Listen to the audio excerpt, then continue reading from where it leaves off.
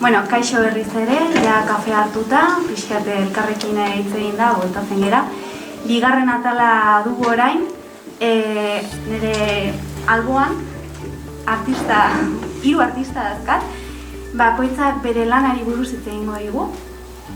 Artistak izateaz gain, esan beharra dakat, ikertzaileak ere badirela, eta Onintza Etxebeste eta Oian Irauen eskolak ematen dituzte unibertsitatean, eta bestaldetik Jugatz Astorkia tesia egiten ari da. Orduan, bai, unibertsitate mundutik edo datozen artistak dira, eta beraien lanari buruz hitz egingo digute.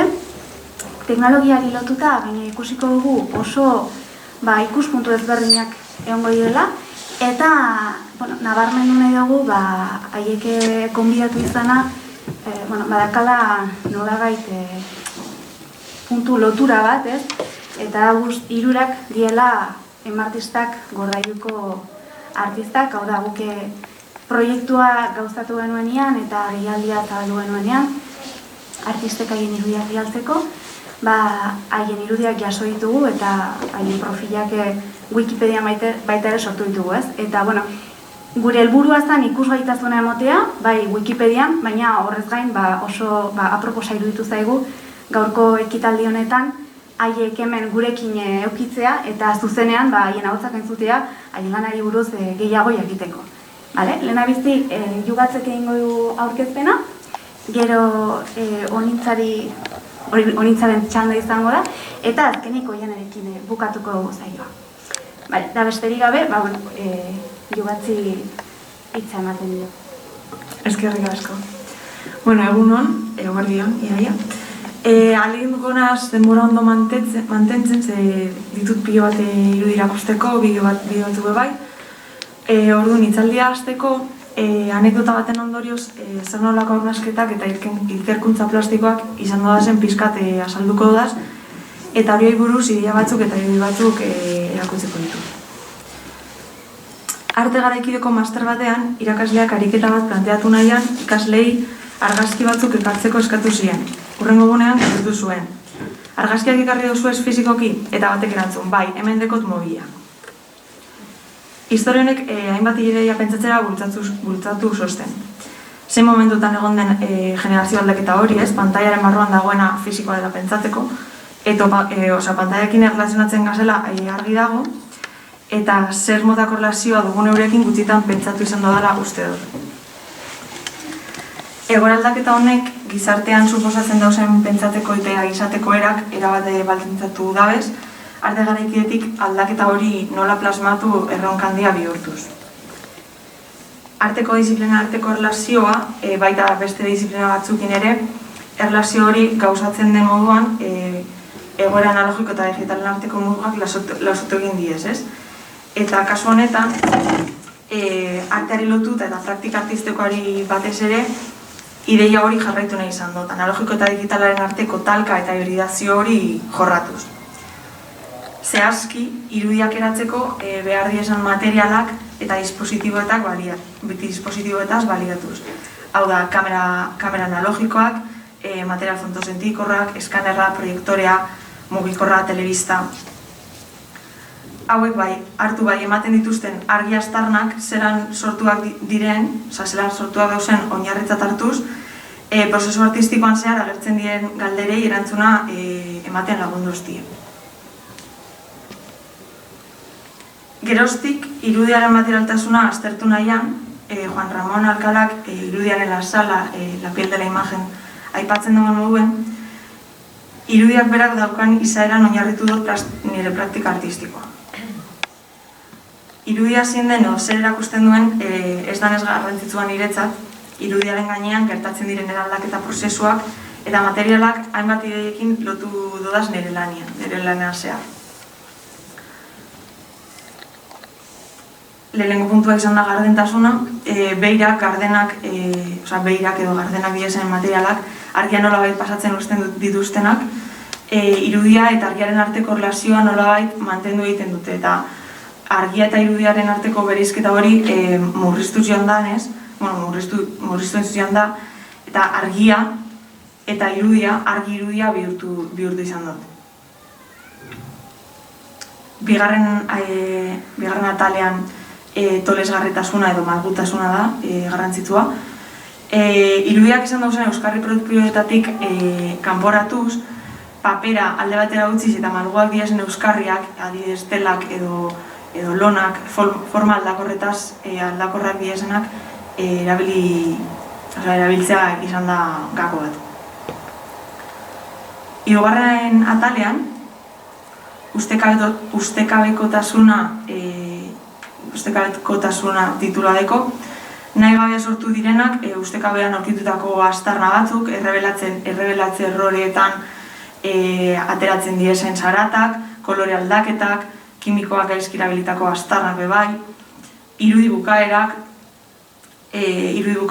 adibidez, karretearen irudi bukaeretan, irudi moztuak, errebeladorek utzitako azken marrak, laborategian jarritako erreferentziak, pegatinak, eta laugarren puntua, gailuen erabilera ez ortodoxoa. Hemen gurotein parentesi bat, ze gailu eta hitz egiten dudanean, irudia eraiki, proiektatu, edo harrapatzen dauden teknologiataz harinaz hitz egiten, ez? Kamerak, eskanerrak, proiektoriak, material fotosentikorrak, pantaiak, aipatu doazenak lehen. Eta gailu hauen erabilera hainbat modutan uler daiteke. Lehenengo erabileran, edo lehenengo puntuan, barne programazioa jarraituz, ez? Gailuak dauzkaten eginkizuna betetzeko edo instrukzioak erabiltzeko. Instrukzioak erabilita. Eta bigarren puntuan gailua nahi duena egitera behartu. Bigarren honetan ikusten dut nire burua eta nire lana momentuz. Bertan gertatzen baitira prozesuko gauzarik nabarmenenak. Ikusten duguna, kuestionatu, eztabaidatu, pentsarazten gaituzten formak sortzen diez, eta gailuaren aurrean egindako saiakerak eta froga errore horiek prozesu artistikoaren parterik emankorrena bihurtzen da. Gailuaren funtzionamendua zalantzan jartzen den momentutik, irudiak beste gauza bat ematen dozku. Edote irudian bertan beste gauza asko ikusten dugu zue bai. Orokorrean beste bige batzuekaz begiratzen dugulako. Gailuen erabilera ez ortodoxoaren ondorioz, gertatutako markak, islak, kimikoan aztarnak.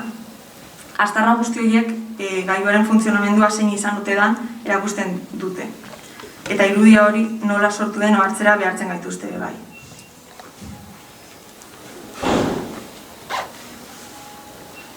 Analogikoa eta digitala nola irudiatuz ikertzerakoan, gailuek dauzkaten antzekotasunei erreparatu diet, eta bueltatzen dituzten irudiak dauzkaten berdintasun eta ezberdintasunak ikertu ondoren, errorea modu zabal batean ulertuta, leku garrantzitu bat duela konturatu naz. Hauek, erroreak, gertatzen diazen momentuan, irudia referentziala bai analogikoan bai digitalean desagertzen joaten da. Irudiaren beste esan nahi bat lortzen dalako, ez? Egoera hauek, analogikoak eta digitalak, hibridatzen dituzten prozesuei eta lanei, prozesu analog-digital taldearen barruan sartu dut. Agian ez deko zentzurik izen bat jartzea horri, baina nire lana edo burua antolatzeko pizkat erabilitzen dut izen hori ez. Eta talde horretan, lan hau erakutziko dut, Dene Martos artistaren lana. Garrantzia handia dauka lan honek niretzako, ze artista honek lan egiteko moduan gailuak hibridatzeko, gailuak zelan hibridatzen dauzen, bertan fijatu naz.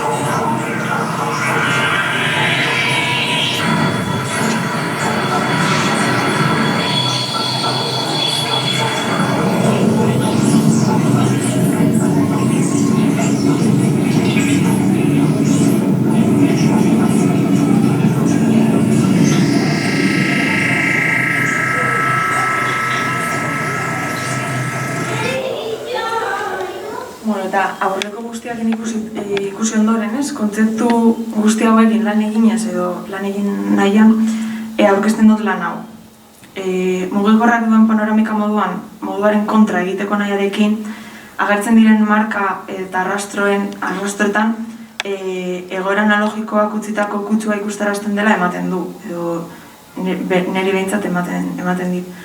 Bertako marrak eta erroreak analogikoarekin erlazionatzen dudan zerbait agertzen da, eta azken marra hori edo irudiaren gaineko kimikoa balitzen modura ikusten dut. Hainbat mugikorrekin frogatu ondoren, batzuek agindua jarraitzen, mugikor batzuan agindua jarraitzen ez zenean, ez zen ez eragertzen, mobiak automatikoki blokeatzen zuen irudia eta zen ez eragertzen, eta beste batzuetan ordea bai. Programarekin izandako borroka horretan irabazi niola pentsatu nuen, mantxak arrastroak berez atera behar zan irudian eraldaketak lortu nituelako. Orain ikusita, agian programak irabazten utzi zosten, nik nahi nuen irudi bat bueltatu zidan, baina irabazi niola pentsarazteko, eta orain aztertuta, hori uste dut pizkat galtzea dela, programaren kontra galtzea dela.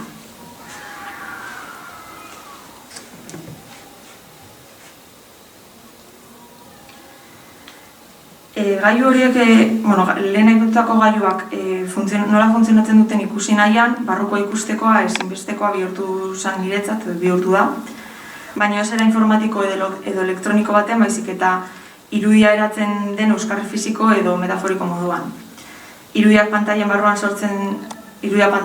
sortzen den moduan, kanpoan zelan sortuko lirateken ikusi nahian, nolabait barruan dagoen irudi ikusezin hori kanporatzeko lanean jarri eta argi zozatoriko irudi hori materializatzea zen erronka.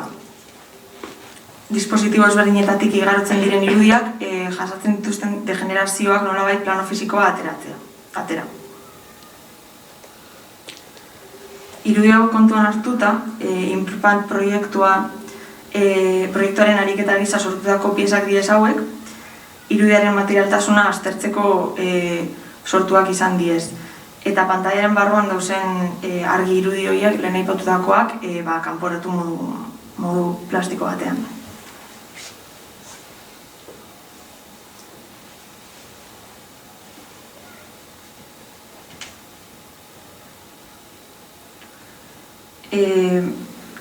Pantaia modu zabal batean ulertzen dut bebai, LCD pantaiak bai alde baterik, baina bebai irudiak daukan edo euki dezaken edo zein euskarri adibidez negatibo batez edo bere material fotosentikorrak edo dana delakoa. Daudena, zertarako. Beti galdetzen diot zertarako, ez? Gaur egun irudiaren kontzeptua zein den ikusteko edo nik ikusteko, ez? Eta bere lekua zein den aztertzeko bai. Azken finean, argiaren materialtasuna aztertuz, irudi horren azala ikusgai eta ukigai bihurtzen delako, eta bihurtu nahi da delako. Eta niregatik, eskerrik asko hemen egoteagatik, eta plazer bat izan da zuekin egotea gaur, eta nahi da duzu galdetu zerbait edo gero hitz egiten dugu, eskerrik asko.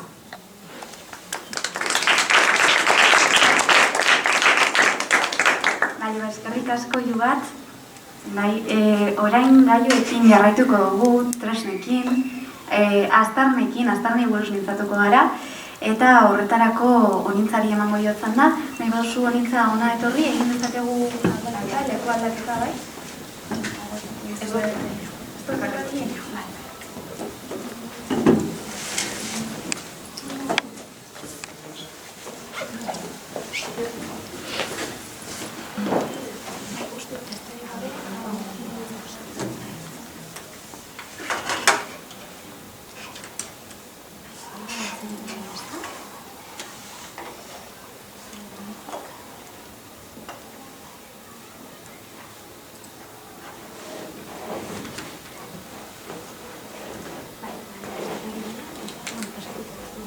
Vale.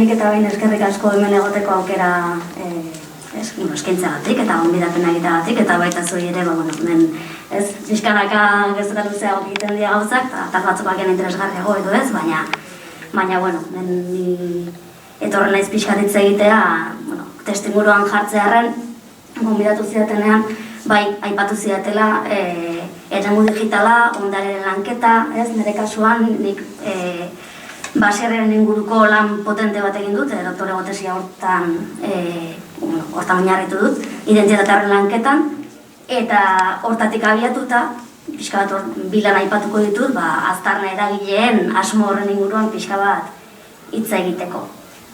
Lehenik eta behin, irudi hau jarriko dizuet, azkenean norberak arte prozesu bat aurrera ematen duenean obsesio pertsonal batzun arabera ere egiten duelako, eta nik gerturatu nintzen, gradua mailako lanaren testu inguruan bi interbentzioekin, hor ikusi nuen baserria pertsonalitik haratago, elementu simboliko bezala, dagoela askoz ere dimentsio kolektibo handi batean txertatuta, eta hor, hasten naiz ni, baserria, identitateak, euskal identitateak beak, baserria nola utzi duen jakin nahi izatera. Eta hainbat gerturapenen bitartez, elementuak ematen dituen aukera batzuetan erreparatzera, pixka bat hori ideia hori malgutzera, horrekin jolastera. Ondare tangible-intangibleen inguruan idatzi zidaten lehenengo emaila, eta hori baino gehiago, nik agian kokatu duen lana eragileen arteko harreman horretan. Gerturatzen naizenean, identitatean hain errotuta dugun gai batera eta hainbeste konnotazio dituen gai batera, hor ze harreman berri sortu daitezke, ze gertatzen den arakatzera. Horrek nolabait proposatzen du parte hartzera gonbidatzen duen eredu bat, tresna bereziako intuizio pertsonalak edo desberdinak bilatzen dituen asmo batera, eta era berean, nahi eta nahi gabean ere, arteremoak eskaintzen duena da disiplina arteko problematikak edo desegiturak eta batzuk ere bai, subertitzera o gainditzen saiatzera, hor tarte desberdinetan kokatzera. Hau izan zen garatu nuen, ez dira berrienak, lan berrienak, baina nik uste gaur aipatu nahi nuen gairako egokiagoak ziala. Hau da, aurkeztu nahi da lehenengo lana, Baserriko Hotsak. Baserriko Hotsak izan zen, jatorrizko baserri horretara, nire gurasoen, eta horretara bueltatu, eta bere ekoizpen sisteman zehar, nahiko egituratuta eta mantentzen zen oin plan horretan zehar, bidai bat egiteko asmotik abiatzen dena. Hortarako jaetzen nik neuk hor aurkitu nezakena, baizik eta baserriko bizi esperientzia hori bizi zuen azkeneko belaunaldia, belaunaldi bizarra bat, han jaio zianak, baina ondoren bere bizimodua landaremutik kanpo egin dutenak, oiei elkarrizketak egitea. Horretarako hartu nuen nire zazpi anai-arreba, baserri hau bizi zutenak, eta denei elkarrizketa bere egin nien, momentu desberdinetan. Elkarrizketa hori oinarritzen zen ibilbide bat egitean, ibilbide mental bat baserriko lekuetan zehar. Horrek ekarri zuen nolabait esateko zazpi ahots, zazpi posizionamendu, zazpi memoria momentu desberdinetan kokatzen zianak espazio desberdinetan, eta lekuaren esanaiaren eraikuntza sozial bat ere ekarri zuen. Ideia bat egiteko pixka bat honek ekoiztu zituen gauzen inguruan, eskatu nien ibilbide mental egiten genuen enean, bakoitzari elkarrizketaren bukaeran eskatu nion baserrien oin planoaren marrazki bat egiteko. Eta bakoitzak garai desberdin batean marraztu zuen. Nolabait hor, ere gorputza eman zioten paper baten bitartez eta lerro batzuen bitartez memoriaren sorkuntza hori edo bere esperientziatik abiatzen zen identitate zati horri nolabait esateko. Guztira sortzen dena honekin da zazpi elkarrizketa ordubetekoak eta espazioaren berrirakurketa bat. Honekin ni noa baserrira bertara eta saiatzen naiz ahots hauek lekuan bilatzen. Lekuan bilatzen, iraganen tarainen arteko talka bat sortzen dere bai, dialektika desberdinak sortzen dira, begira partzial hori, horrek azken finean negoziatzen du ere bai, leku horren identitatea, edo nortasun hori. Polifonia bat bezala artikulatu nituen nik ahots hauek, baina bai egia dela erresonantzia hauek lekuaren talka egiten zuten enean, edo nik buruan nituela grabatzera ninduan enean, hori marko batean, edo, kamerak ematen zuen, ez, dispositiboak ematen zuen aukeretan, markatzen zen momentuan jada etzela izan, izan zela berez ahotsaien aztarnak oihartzun horiek lekuan aurkitzea, ez? Eta hori jarraitzea, ahozko ibilbide hori nolabait esateko, lekuarekin sortzen ziren, elkarrizketa horiek bilatzea. Momentu horretan, ahotsen, kamararen eta aurkitzen dituen gaur egungo, 2016ko lan bada, baina orduko espazioen artean, ez? Denbora arteko momentu hortan, begira jasotzen da, eta posizionamendu bat badago ere nirean nolabait esateko, testimuraren perspektiba bat eman nahi duena. Baina, azkenean zazpia hotx artikulatzea, banan-bana, eta bertan zegoen sasoiarekin, eguraldiarekin, espazioak ematen zituzten baldintzekin, ez horrek denak azkenean egituratzen du modu batera edo bestera, edo baldintzatzen du nik sortu nuen lan hori. Orduan, nik kasu honetan ikusten dudala itzulpen lan bat, ez, nolabait esateko, agertzen diren aztarna desberdinekin, eta aurkitze ditudan topo egiten dudan eremuekin, sortzen den itzulpen lan bat, pasatzen dena, agian oso eredu fisikotik, ez, teknologiko batera, eta gero momentu batean digital batera ere bai, ez, orduan, hor badago nolabait esateko, modu bat ikusteko, ekintza ere mugixe ere bai, ondarearen gakoa ere zerbait performatibo aktibo bezala lantzen hasi daitekela eta zein beste bere baitan itxita dagoen edo, historian eta beste disziplinetan gertatzen den bezala, agian arteak ematen du aukera hori, subertsiotik nahi bezala hori artikulatzeko eta begirada desberdin bat eskaintzekoa. Orduan, nik hau azken finean ikusten dut lan hau behintzat, ikusten hasi nintzen laborategi baten gixan, ez? Laborategi bat, non eraikuntza prozesuak, ez? Desberdinak detektatzen hasteko gai gara, ez? Batzutan inertzia betean egite ditu gauzak, gorputzak eramaten dizulako ahots hau eta beste hau eta, ez? Horre intuizio batzuk jarraitzera, baina momentu baten ja ikusten da nola eraikuntza prozesu batzuk hor artikulatzen diren eta jarraitu daitezkeen, ez? Prozedura horiek. Azpiegitura bihurtzen da ere bai, orain arte simboliko zen objektu hori malgutzeko, jolasteko eta esperimentok eta frogak egiteko lekuan bertan, ez? Topo egiten dituen objektuekin edo ahotsekin, erregistroekin eta bar. Eta horrek pixka bat ikuskera menperatzaile batzuetatik kanpo ere bai, beste begirada bat, beste posizionamendu bat emateko gaizela ikusten nuen. Nolabait esateko, espekulatzeko aukera ematen zuen, ez? Pixkat eredu honek. Eta nolabait esateko egiteko bakoitzan egiteko moduak ere eta ahotsetan jasotako aztarna guzti horiek ere bai, esanai berrietan lotu dezakete baserriaren gakoa edo ondarearen gakoa oro har. Honen bestez, niretzako lan artistikoak zentzu honetan badia laborategi horiek, ez, pixkat aztarna horiek testuinguruan aurkitzeko eta haiekin jolasteko aukera bat, eta harreman, memoria, erregistro, ahots, esperientzia guzti horiekin, artikulazio lan bat egiteko aukera. Orduan, hemen kasu honetan nik esan dezaket, bai naizela artista edo etnografo, baina era berean joaten naizenean hartara lekuak esaten direna jasotzen dudala, ez? Eta horregatik ikusi daiteke, orokorrean bideo honetan ere ni testigu mutu bat bezala mugitzen naizela, ez? Nolabait esateko bertan dauden elementu guztien potentziala di espazio emateko edo hotsei indarra emateko ni eragile bat naiz, baina era berean pasiboki mugitzen naizela horrez, hor badago, paradoxa txiki bat. Agian argiago ikusi daiteke hau beste lan batean, baserrian bertan garatu nuena, hau izan zen agian potenteena baserria birrantze emateko momentuan, asmo sozialago baten bueltan aurkitu nuen anekdota bat, baserri honetan txoko batean zabortegi bat egon omen zen, eta bertan bi pertsonen arteko gatazka bat egon zen. Hau izan zen duela 150 piko urte, eta orduan nire asmoa bertan egon baldin bazen, ekintza bat, baserriaren esan nahi bat sortu zuena, zergatik ez hori berreskuratu eta leku horren berrirakurketa bat sustatu,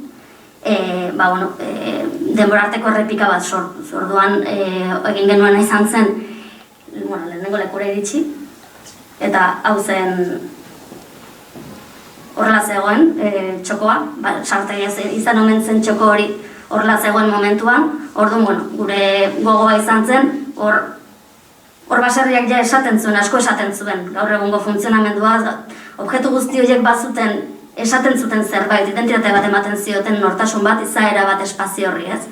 Kontua zen nola hueltatu iraganeko hortara, baina beste ikuspegi bat sustatzeko eta era berean aktibotasun hori, ez lekuaren aktibotasun hori ikustarazteko.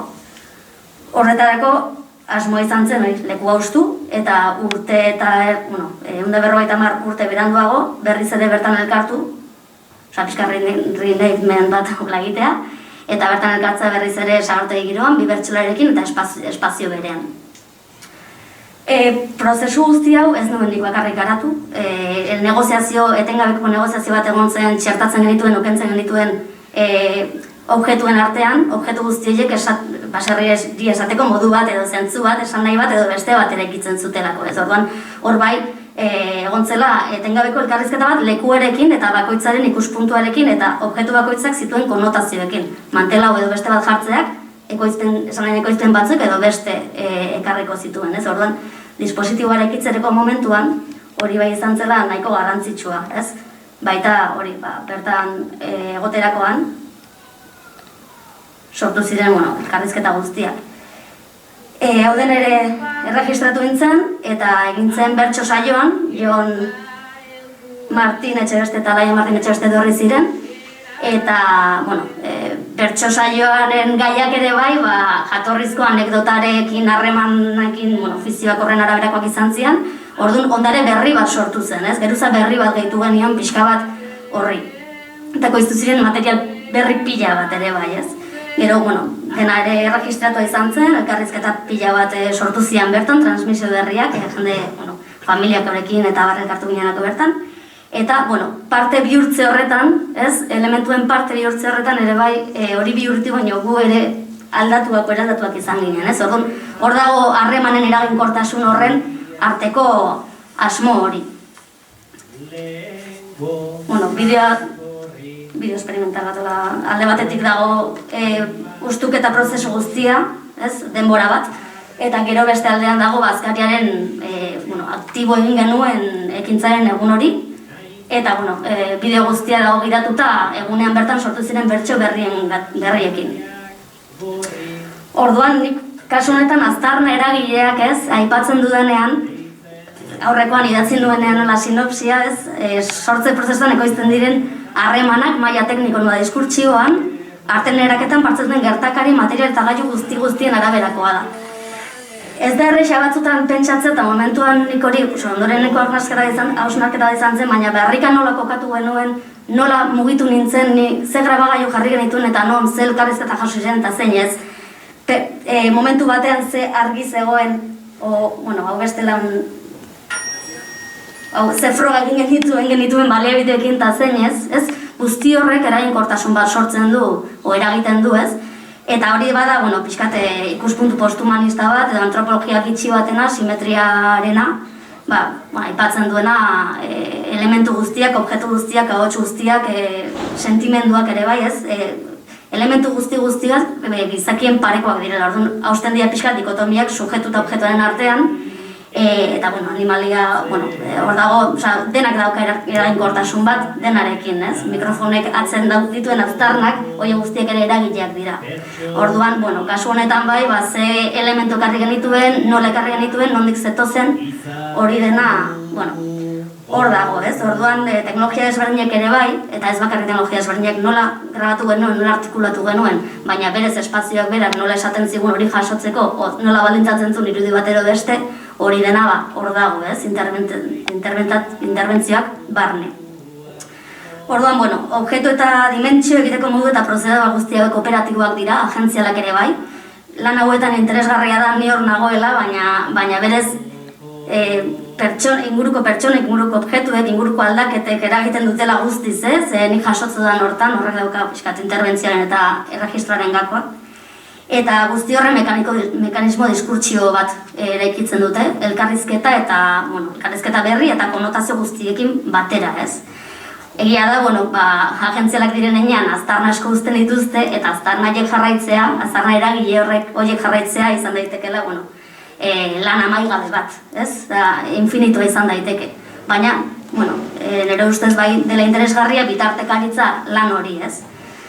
Paralelismo bat sortzen delako ere bai, ondarearen lanketan bilatzen diren aztarnen, eta behin gerturapenako interbentzioak egiten direnen, ekoizten diren eraginkortasun berrien artean, ez? Hor badago paralelismo bat, ni hasten naiz berez aztarna batzuk bilatzen, nire eta izemen aztarnak bilatzen, baina gero kamera batekin baserria sartzen naizenean, eraginkortasun berriak sortzen eta ekoizten ari naiz. Eta erantzun batzuk jasatzen ditut nik horren baitan, ez? Pixkat hortik doa. Eta lan artistikoak zentzu honetan, bilakatzen dira maila empiriko bat, ez? Aktibatzeko harreman horiek eta jasotzeko nolabait eta elkarrizketak biderkatzeko, ez? Ondarea bere baitan baino, prozedura performatibo bezala ere aztertzeko. Kasu hauetan ja ez da baserria nola den, baizik eta nola plazaratzen dugun, nola plazaratzen zaigun, ez? Ez da interpretazio bat, baizik eta badaude hor faktore asko, izatez den bezalakoa adieraztarazten direnak.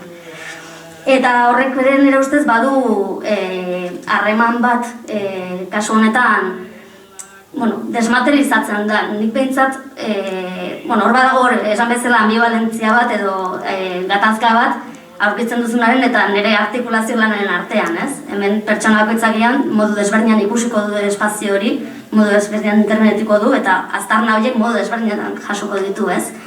Baina era berean desmaterializazio bat bai ematen dela hori dena ordenagailu batean erregistratuak gehatzen denean, edo webunean planteatzen denean, ez? Edo abstrakzio desberdinetan edatzen denean.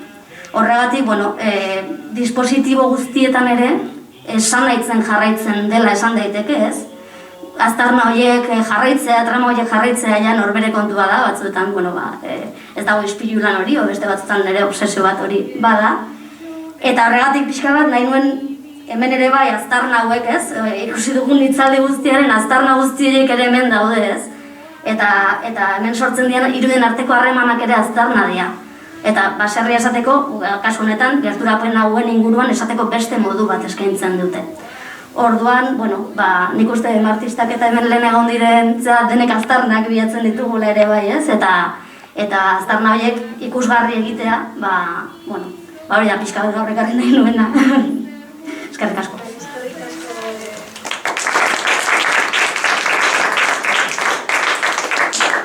Eskerrik asko Onintza, aurkezpenagatik. Nik uste dute harremana bitare materiala eta inmaterialaren artean, hasi gara jugatzekin teknologia inmaterial hori argiari buruz egiten, eta gero nola materiala eta tresnen materialtasun hori ikertzen, gero ametik esperientzia, digitalizatu, ala beste alde batera, edo, soinuari buruz bebai mintzatu zara, elkarrizketak egiterakoan, soinu eta esperientzia horien grabaketari buruz, eta gaurko azkenengo aurkezpenean oiane mintzatuko da bai soinuari buruz, soinu arteari buruz, eta gorputzari lotuta bai material eta inmaterial tarte horren ingurun aurkezpena egingo dugu. Ez dakit behar duzune konektatu, medio zu horrik ez darri, edo... Bai, Aixeraz bazaitu, aldatuko egutekia.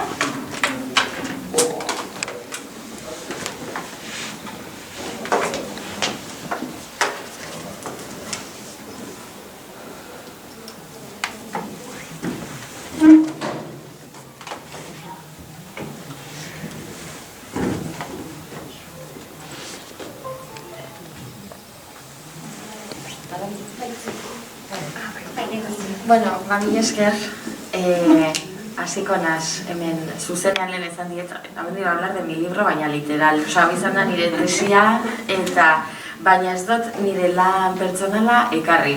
Ekarri dut beste artista batzuena, eta gero, komentatuko dizuet. Izenburua eskatu zenidaten, oso txarrenaz izenburuan jartzen, eta hotz bat gorpustea, edo ahots bat gorpustea zer dan ekarri dut niretzako, oso pertsonala dena. Eta hasi baino lehen beti nire buruari galdetzen diot zergaitik pertsona batek egiten duena, ez? osea, zergaitik. Orduan, sarrera moduan bakarrik ezatea, nik ez nituela arte ederrak ikasi, baizik eta ikusentzunezkoak, eta ikusentzunezko munduan zarritan ematen zaio lehenbiziko ezakit maila bat ikusizko aldeari, eta ez entzunezkoari, ez? Edo entzuteari. Eta horrek, eraman ninduen beste toki batera, hasi nintzen ikusentzunezko ekoiztetzetan lanian, eta bar, eta pasan ziren urtean, eta orduan urteak pasata, zentrau nintzen entzutean eta soinuan. Eta nire praktika pixkat garatzen, ikusentzunezko euskarrietan bai, baina beti abiapuntua eukinda soinuan. Eta horrexegaitik topatu nun, agonetzen tesia egiten eta ikerketa hortan kriston palabro bat dala akusmatika hitza, eta akusmatika orduan horretzako izan zen gakoa. Zer esan nahi du palabra honek? Jatorrian on dau Aristotelesen antzinean, baina honek zer esan nahi dau? Da, entzutea, soinu iturria zein dan jakin barik, ez? Bakarrik entzutearen ekintza sustatzea. Eta me jartze dut, praktikoaren bidez entzumena sustatu nahi da, soinua sortzen duen iturria edo gorputza ezagutu gabe. Gresieratik dator eta akusma errotik dator, eta honek izan nahi dau, soinu imaginarioa edo bere kausalitatea ezagutzen ez dena. Eta hori izan zen nire abiapuntua ikerketa hasteko. Eta Aristotelesek egiten zuena bere garaian, akusmatika sustatzen zen, eta justo hemen daukagu errezel berde bat, baina bera jartzen zen errezel beltz baten atzekaldean, eta bertan ematen zituen klaseak, ez? Ikaslei, agora moduko baten. Eta hemen ikusten duzu, bazela ikasleak, eta supuestamente, tipo hau, Aristotelesen errezel atzian, eta klaseak ematen zituen. Horrela pasatzen ziren ikasleak 2 urtez, eta behin zeukatenean entzumen hori garatua, inongo interferentzia visual barik, irakaslea ez ikusten baizik eta bere soinuan eta soinuan bitartez gidatzen, euren buruak, ziren lehenengo 2 urteak akusmatikoak eta pasatzen ziren errezelaren irakaslea pasatzen zen errezetelatik kanpo eta ikusgai agertzen zen, eta orduan 2 urte ziren matematikoak ditzen zirenak, ez? 2 urtez akusmatikoak eta 2 urtez matematikoak, bale? Hau da, gero, soinu arteak garatzen hasi zanean, niretzako daude akusmatika nola lotzen dodan, eta oso lotua dago soinu artean zergaitik. Bertan nahasten direlako ez ezaguna, zer dan, atzekaldean geratzen dana, eta ez bakarrik ahots bat, zarritan izan daitekelako hotz bat, eta beti soinua da posesiboan erabiltzen dugu, ez? Hau da zerbaiten soinu. Hau da tren baten soinua, hau da nire soinua, hau da ezagir, baina soinua berak soinu bakarrik izatea, ez? Ez binkulatzea iturria eta soinua. Orduan, ez ezaguna zer dago atzekaldean, eta nola guk sustatzen dugunean gure entzumen hori, nola gure irudimental propioak sortzen diren, ez? Eta niri hori adibidez beti interesatu egin zait. Eta guztiz pertsonala da, eta partekatzeko larria, eta hitzak topatzea kostatzen zaigu, ez? Derridakoti, badauka zita bat esaten zuena, eta barkatu, astera surteten zait, baina esaten zuen, se necesitan términos inexactos para designar algo exactamente. Eta orduan nola irudimentaliek sortzen diren, eta nola gureak diren, eta partekatzeko oso saiak, eta orduan niretzako soinua dauka ezakit geruza hori, misteriosoa, fantasmagorikoa, eta ez ezaguna potentzializatzen duena, ez? Eta orduan alde batetik soinua ongo litzateke, beste alde batetik ez ezaguna, eta trinomio horretan, edo ez dakit, triangelu horretan, hirugarrena izango litzateke teknologia bera, ez? Eta teknologia badauka nahiko halo fantasmagorikoa ere bai, zergaitik. Basoen filosofo bat, Bruno Latour deitzen zen, eta berak ikertu zuen black boxing ditutako beste palabra baten inguruan, eta honek esan kutsabelstea jarri dut euskeraz. Black boxing esnekigako nola ezan, bale? Orduan, kutsabeltzak sortu. Hau da, ez jakitea zer dagoen hor barruan. Eta kasu hontan, bosgorailu bat ere kutsabeltz bat da. Eta Latourrek ere garatzen zuen esatez. Cuanto los aparatos más complejos se vuelven, más estúpido me vuelvo respecto a ellas, no? Eta orduan, ez dakigu nola funtzionatzen duen honek, baina igortzen du, eta nik badaukat nire teknologiarako, soinorako eta ez ezaguna denerako nire hurbilketa pertsonal bat. Eta hori ezin didateken du.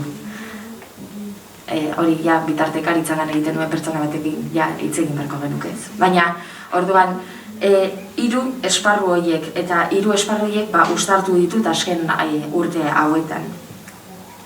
Eta soinu akusmatikoak, orduan, berriro soinua hautza gorputz barik, iturri barik, kausalitate baten galera. Hau, eta barkatu, horrela gaztea astopatu nun, eta utzi gazte, baina eskizofonia hitza ere dago nahiko harremandua honegaz, akusmatikarekin eta soinu akusmatikoekin, eta eskizofoniak Murray Schafer justu hil egin zanen, duela, hilabete gitzi, berak esate zuen, en griego eskizo significa escindir, separar, desbiderak eta ere hemen zuelanetan ere ez dakit desbiderazio hitza eta jarrera hori ere topatu dut ez dakit, baina separar fono, voz. Mediante la palabra esquizofonía me refiero a la disociación entre un sonido original y su transmisión y reproducción electroacústica. Ez? Aparatuen bidez, bosgarailuen bidez. Eta orduan nik honetan zentratu nintzen nire tesia egiterak orduan. Eta gero ja, praktikan jarri nuen nire lan artistikoarekin, baina duela pare bat urte beste 2 artistekin sortu gendun arte espazio bat Bilbon deitzen den Artiatx, dago Artiatx gaieta fabrikan, eta egin duguna oso originalak teisarekin jarri, bale? Mangugan Artiatx batek ez balako hartuta. Eta orduan hemen egin gendun, hasi ginen erakusketa bategaz, Puiaspinoen erakusketa bategaz, bera eskultorea, nire bilankideak eskultoreak dira, nik ez dakit ezer materialtasunari buruz, ez? Ni nasmaz degate, klasaten da moduan, baina egin genuen bigarrena da soinu artearen eta soinuari eskainitako erakusketa bat Abel Paul konpositorearena, ez? Eta hemen, Artiatzek badekoz 2 solairu, eta orduan bera agertzen zen, zekit ikusten duzuen, hemen piano bat dagoela, sintetizadore batzuk, eta baina batez ere berak egin zuen pieza bat espazioarentzako. Site espezifik deitzen dana, ez? Osa, da ez da 2 solairu abandonatua zegoena, lehen, eta orduan justo herribera da uarte bat orain, lehen zen peninsula moduko bat, eta orain uarte bat bilakatu dute, orduan zan uarte baten barruan. Soinu imaginarien bitartez sortzea uarte bat, berak egin zuena. Eta horretarako egon ginen muntatzen eta soinua espazializatzen hainbat bosgorailuekin, zeuden 16 eta 8 transduktore, osea 2 solairuetan, eta gertatzen dena da, azkenean bera interprete moduan esala ikusten, ez? Bakarrik entzuten san soinua. Eta hemen ere beti esaten da, soinu batek espazio bat sortzen duela eta espazio batek soinu bat eratzen duela bere. Hori geruza bat, beste geruza bat Abelek proposatutakoa, beste geruza bat uarte bat ere egotea, eta beste geruza gure hurbilketa soinura, ez? Hori da pixkat proposatzen genuena. Eta hau da Abelek proposatu ziguna eta entzute akusmatiko horretan oinarritua zegoena. Hau adibide moduan. Eta justo, ez dakite ezagutzen duzuen Francisco López, baina da musikari esperimentala, eta soinu akusmatikoan dabilena azken 30 urtetan. Estatu eta nazioarte mailan musikari akusmatiko ezagunena dela esango nuke. Eta justo alondegian egon San Martitzenean Bilbon. Eta berak egiten duena, kontzertu bat eman zuen, baina beti normalean egiten duena da akusmatikoa den enean, zapiak jarri, Osa, jendeari eskaini zapian jartzea begietan, esaten dalako beti sentzumen bat kentzen danean beste batzuk areagotzen direla, ez? Eta kasu honetan, berak begiradak ukatu nahi du, bakarrik entzutean jartzeko arreta, eta izan san bebai kuriosoa, zeren orain daukagu maskarilla, jarri genuen zapia, eta orduan daukagu jantzumena eta ukimena bakarrik. Baina, normalean, zakitondo ikusten duzuen, horrelakoak izaten dira bere kontzertuak, eta ikusten dugunean, bagoazenean kontzertu bat ikustea beti normalean interpretea ikusten dugu, edo taldea, edo musikaria, ez? Bera jartzen da erdikaldean, baina aurki guztiak kanpora begira. Inongo alderdi bizualik ez egoteko. Eta sapia jartzea da hautazkoa, baina, eta normalean ere izaten dira, ez da argirik egoten, ilunpeak izaten dira. Bueno, beste, Francisco Lópezen beste marro kontzertu bat hemen.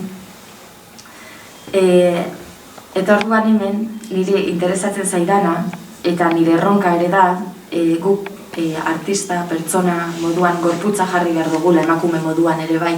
Baina zer gertatzen da ere bai gorputzik ez dagoenean, nola sustatu hori ez.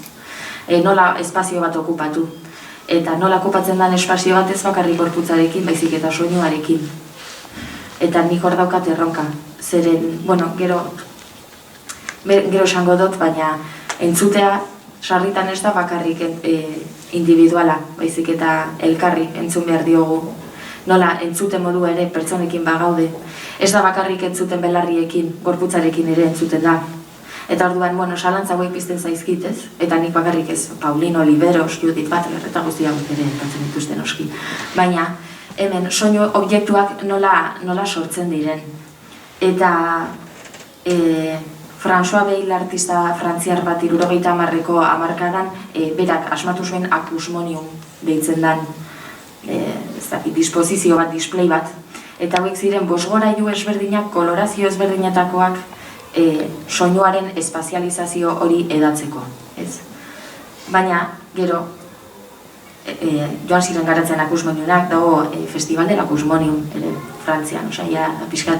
Baina hemen ere, nola, akusmoniumen artean, ez da jesarri behar, baizik eta guk gorputzarekin joan bargara soinu horiek zeharkatzen. Eta guk ere da guztiz librea, eta hori da interesatzen zaidan ere bai, agian soinu iturri batetik, edo soinu iturri batek gehiago eskatzen dit niri soinu hortan fijatzean, bestean ez. Orduan da guztiz, ez dakit, zeharkatzen libre bat. Beste akusmonium batzuk, hemen oso ezaguna den Janet Cardiff eta George Bursmiller zen The Murder of Crows. Eta hemen Edith Alonsok daukan aipu bat niri asko gustatzen zaidan esaten duena. Una akusmonia sería entonces la escucha acordada a los mundos que no son desconocidos y de los que nos separa solamente el espesor virtual de una vibrante membrana bosgorailua. Eta, gauza guzti hauek ez ezaguna soinua berriro gorputza jarri, nola jarri, ez jarri, entzutearekin ere gorputza jartzen da. Hemen dauzkat, claro, ez ditut jarri bideoak, hemen dauzkan hauek ez ditut jarriko ditut bukaeran. Eta praktika feminista soinu artean, nik honekin ere erronka daukat zeren kategorizazio aldetik ez zaizkit asko gustatzen, soinu artea ere, deitu izan zaio soinu intermedia. Hau da, ezakin hori zan, egies Martosen lana jarri dozunean, soinua zeukan kriston garrantzia, baina berez ez da soinu lan bat. Soinua beti geratuta disiplin artean. Eta soinu artea hasi zen kategorizatzen 80ko hamarkadan. Baina lehen deitzen zitzaion artes intermedia, beti periferikoa. Feminismoa ere, beti pixkate marginala, soinua, gorputza esjartzea, jartzea. Guzti hau interesatu egin zait.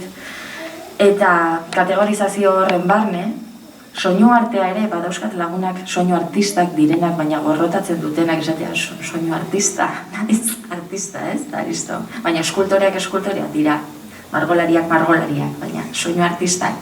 Bere bai, ezaten zuen beste aditu batek ezaten zuen, nahi arte sonoroken osuena, baina soinu artea da ere bai, ez. Eta hemen, jarri ditut niretzako soinu artean praktika feministak, baina feminismo hori, niretzako jarrera bada implikazio bat, eskategorizazio bat ere bakarrik, soinu artea bezala. Eta hemen ezaten du Paulino Oliverosek, ez dakit ezagutzen duzuen, tabakaleran ez dakit, ez du jarraitzen, baina tabakalerako eskieran esku hartze bat egin zen Paulino Oliverosek deep listening kontzeptutik abiatuz eta bar.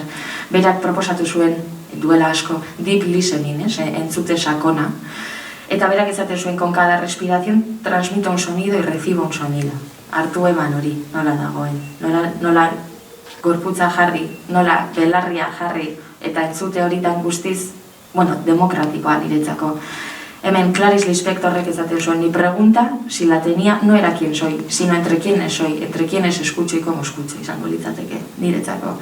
Eta badau beste bat, Peter Zendirena, ere soinuan oso, aditua dena, ezaten duen, where I am listening also means listen to me. Ertu eman hori nola ematen den, eta gorputzarekin.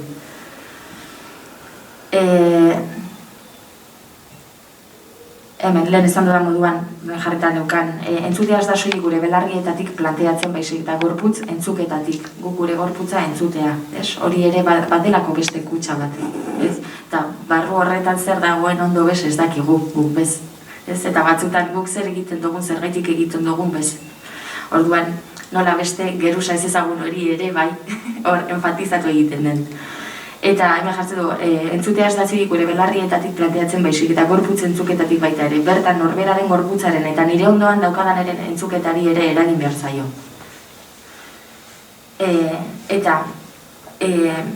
Bueno, hau da, aipatu dudana, baina hemen nik jarri ditut ezaugarri moduko batzun niretzako bai garrantzitsua diesenak, ez? Ahotza, entzutea, gorputza. Non entzutenan gorputzarekin, gorputzetik, gorputz barik, gorputzen kontra, zakit hainbat modu daude entzuteko, ez?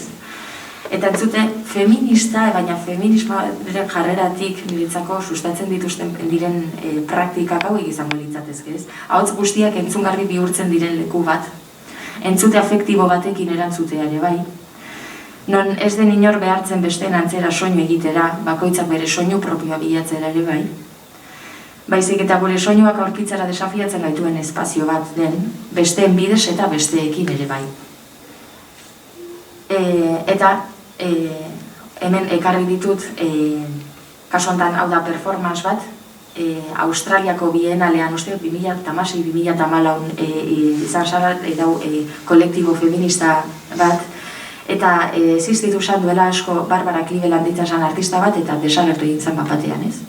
Eta orduan kolektibo honek egin zuena da pixkat ikertu, bere azken aztarnak, non galdu egin zen, eta egin zuten performance bat, gorputza jarriz, gorputz barik, eta pixkat ere teknologia ez ezagunarekin, ez dakit nola esan, ustartuz. Ez dut askorik asaldu nahi, baino. Hemen dago.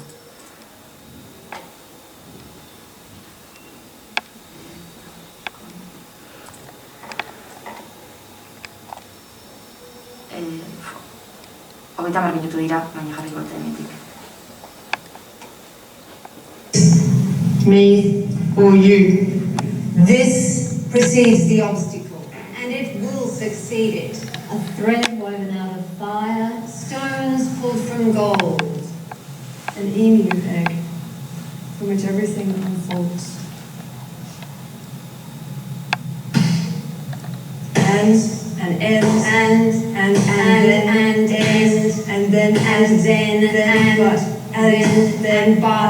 we three, but three, then we no, this,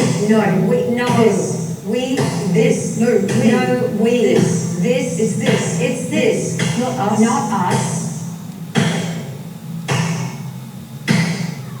Count the lines, 23, 19.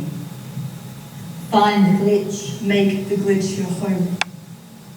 Color cycling angel of everything.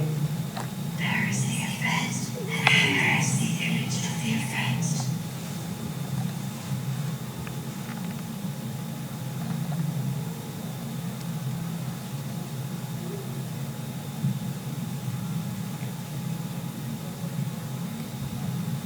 Say her name. Open your mouth wide and try to speak. Find speech changed and use this new tongue to make a noise which nobody understands. At least gure eremutik ateratzen garela, hola, erreztasun handirekin, ez? Eta ziurrenik gertatu zaizula esan dizutela, ez? Artista etnografiko, ja baino, zea etnografiko, zea artista. Ja baino, eske lizentzia hori ere hartu daiteke, ez? Edo ze punturaino audiovisualetik zatoz eta zera, osea... Eta gu fakultatean gara los periodistas. Hori da, eta gaina denostatuta dago. Osea, dago oso goiz ikusita bezala, ez? Osea, da lan etnografikoa, baino ez zain etnografiko. Ez, bat da lan oso etnografikoa, ez? Aber, zelan ikusten dezun hori, ez? Lo de mearse fuera el tiesto hori, zelan ikusten dezun. Bai, justo lehen, Oianek ere aipatu du kutxa beltzaren ideia, eta nik hori tesian, baserria ulertzeko modua kutxa beltz horren zentzutik doa, ez? Bruno Latourren asmo hortatik, ez? Pixka bandola baserria edo eredu simboliko, objektu simboliko eta ideal horiek ere bai eraiki diren eta eraikuntza hori dagoen daude esan nahi pila bat, ez? Etengabeko izten ditugunak, ez? Eta hor barruan daude eta nola kutxa beltz hori ez den irekitzen eta ez dugu benetan hausnartzen gure identitatean nola baita esateko eraikitzen duten, performatzen duten eta subvertitzeko gai garen ere bai, ez? Hortan parte hartzeko garen aukeretan. Orduan, azkenean, nik, sartzen naiz, eta lan etnografiko bat egiten dut, nik erregistro jaso egiten ditu dalako. Baina gero badago hor jakeo punto bat. Jakeo punto bat, niri etzaidalako interesatzen, nik hori, elkarrizketak ez ditut ondo jasoak. Ez daukat ezagutzarik elkarrizketa etnografiko bat nola egin. Baina nahi horien arabera nolabait horrek ematen du aukera disiplinak erabiltzeko, nahi bezala erabiltzeko arteak nolabait esateko ematen du aukera hori, ez? Bere alde on eta txarrekin. Aizarelako etengabe mugitzen kategoria ezberdinetan eta horrek eraberean zure kokapenerako zailagoa da, ez?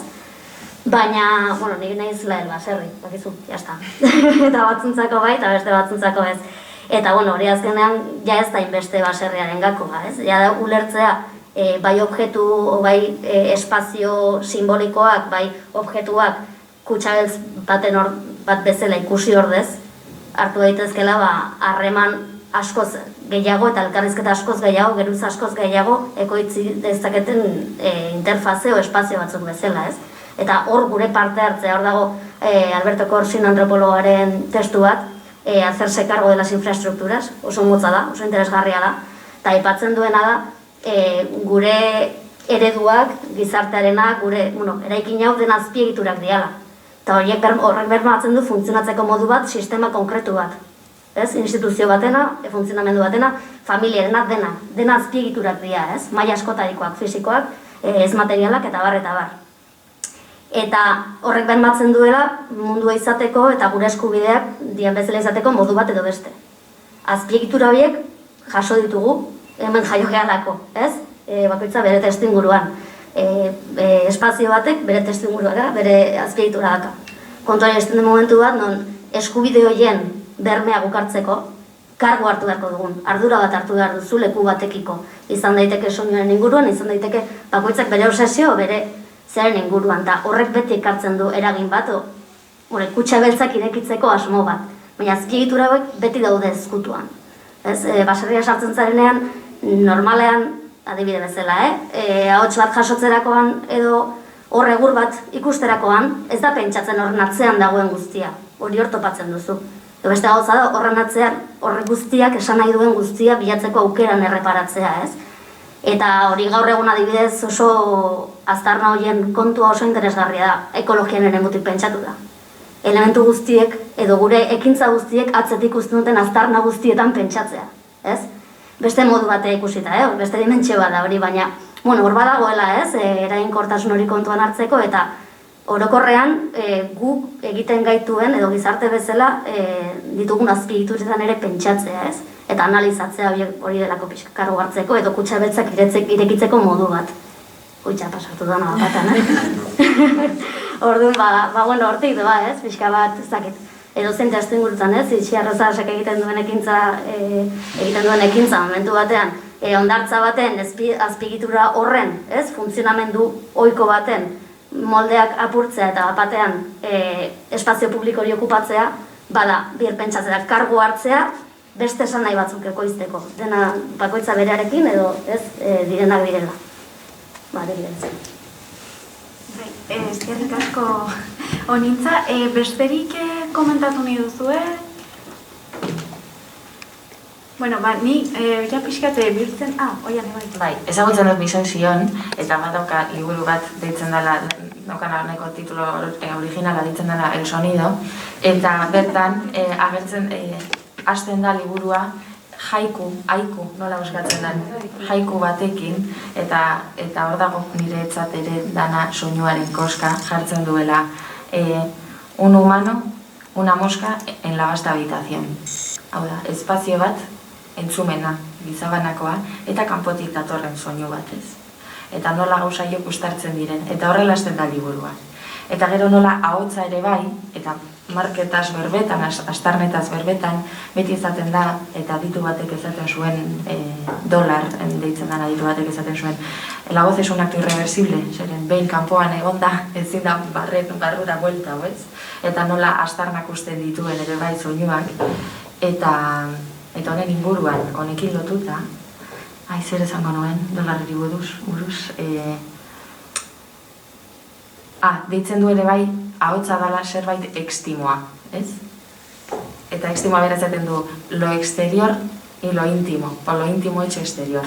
Eta hortzen ere bai, euliaren kontua. Niretzako.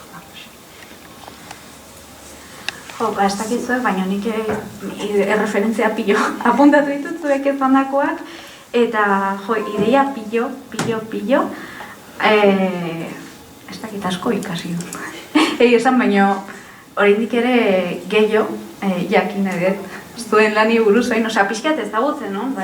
Baina alako aukera aukitzea, zuekin hitz egiteko, zuek partekatzeko, bai lana eta bai bastakite artia edo nola ikusten duzuen, zerki bakoitza bere alorrean, benetan oso posgarria dela alako aukera aukitzea. Besterik gabe eskerrak hirurei. Mi esker. Eta, ja bukatzeko, dituko diote Marinari etortzeko, asolez ozaizue eseria zaeteo, ja iztean jungo gara.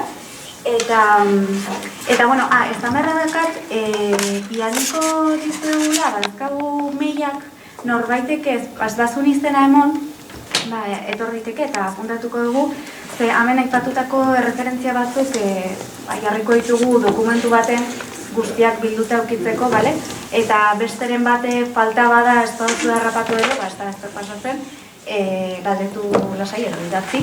Eta, gure korreoa, Marinak eta biok erabiltzen duguna, da emartistak, abildua, gmail.com, eta hori esan da, pixkate hitz batzuk bukatzearren, dana borobiltzearren, uste dute oso egun polita izan dugula eta oso... Eskerrik asko larun bat honetan onorbiltza. Bai, animatzagatik eta etortzagatik, bai izlariak eta bai entzuleok bai.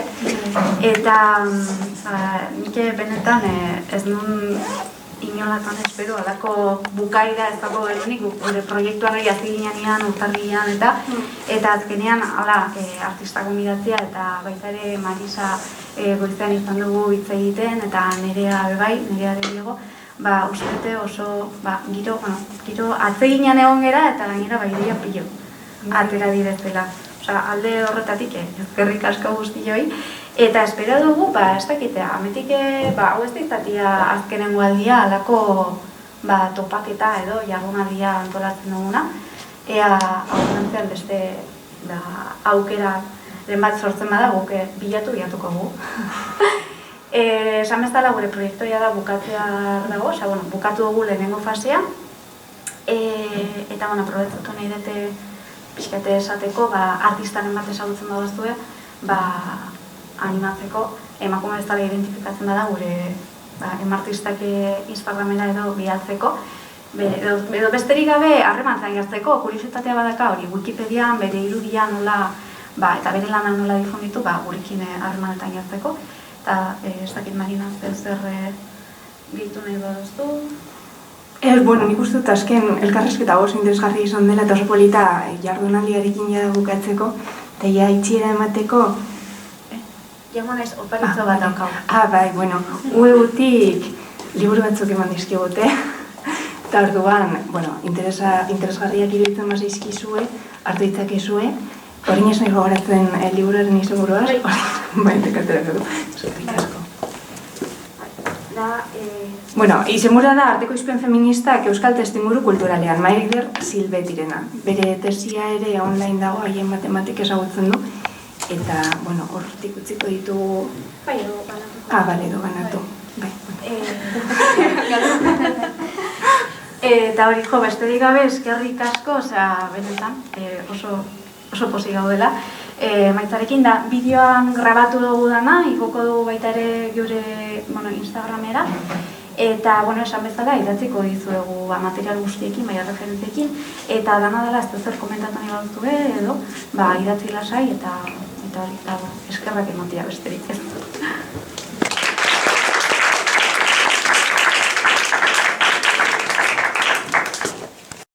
Not in their own bodies, but which, when apprehended from a star, makes perfect sense. Choke, slam, lift, slide, sweep, pound, pound, pound, scissor legs, flip, Babs whispers, "Is that?" Lucretia, side of mouth, "Can't be." Japanese arm drag, back into pool. White pantsuit, blood spatter. Wheelbarrow, pile driver, fireman's lift. Back down sliding. Wet choreography. Some victory. I'll move on to next performance. She's wearing a bowler hat. I'm sorry if that's not what you wanted to hear. Staggering, falling. Glimmering across a salt pan, debossed with tiny shrimp. Over and over, staggering and falling. Arte. Gomendatzen dizuet guztia ikustea. Marabillosoa, subtitolorik ez dut topau, horregatik ez dut ekarri.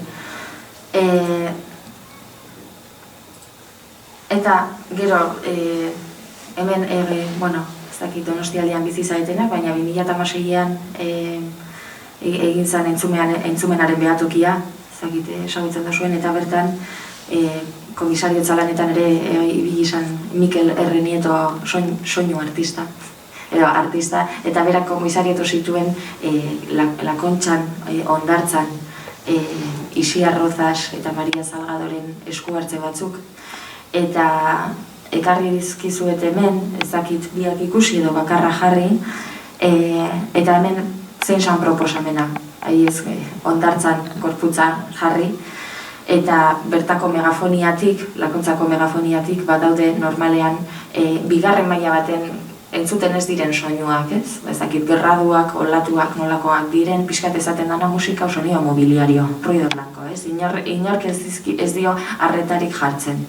Eta orduan, nola okupatu Lakontxa, nola okupatu espazio hori soinuaren bitartez, megafoniaren bitartez. Eta orduan, jarriko dut justo, bai? Bale. Bukatzeko hau da Isiar Rozasena, azkenean dela gertatzen da batea, eta bestea ditzen da Katalogo de Previvamos.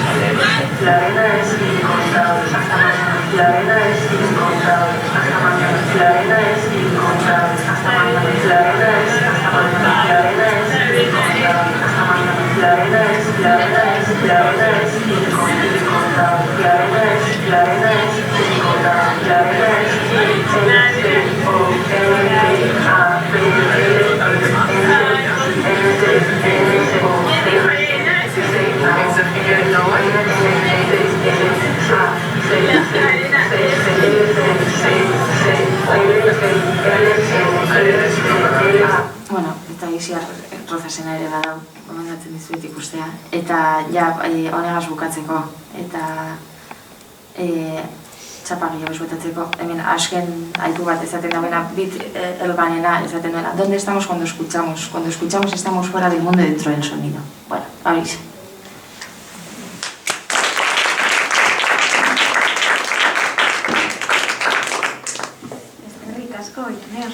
benetan nik ez ditu gai artista hauek ezagutzen, da berez dugu, karo, guke arte plastikoak edo ezagutzen ditugu, da soinuaren modua da, netatzuk ezaguna, osea, izan da, vamos. Bai. Orain, denbora dakau hitz egiteko, ez dakite zuen artean, zer komentatu nahi duzuen, besteen lanak ikusita edo, eta, pixkate daitezke horrekin, eta gero bestela, publikoko norbaitek zer komentatu nahi badu, baita posibela. Az gaitezke, ez dakite, zer ikusi duzue aman komuneko, zer aipatu duzute, geruzen ideia agertu da, pare bat aldiz, gero erroriana edo glitza horre ikusi dute justo baten aipatzen zela glitze hitza, gero materialtasuna, immaterialitatea, desbideratzea, ez dakit nik kontzeptu hauek botatze ditut eta ez dakit ez zer komentatu nahi duzute, zuen lanei buruz zer gehatu da horre esan gabe edo beste lanei buruz.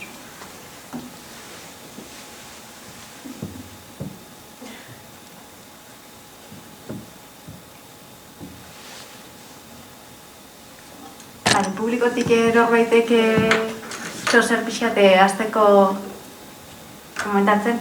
Marina, hartu alba zu mesedez mikroa, ez da?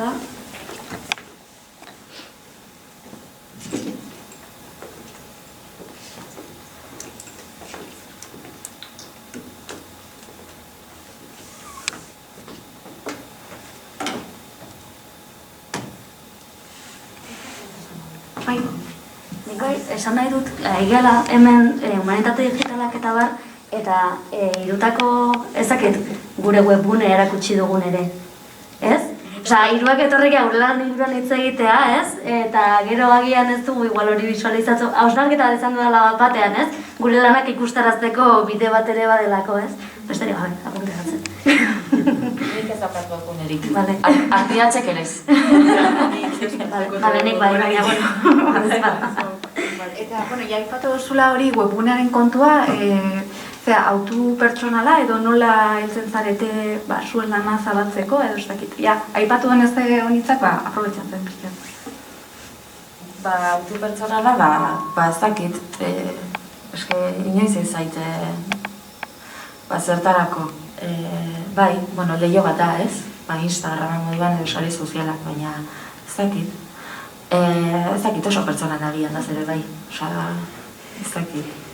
Ez que segun kasua da bai, ez?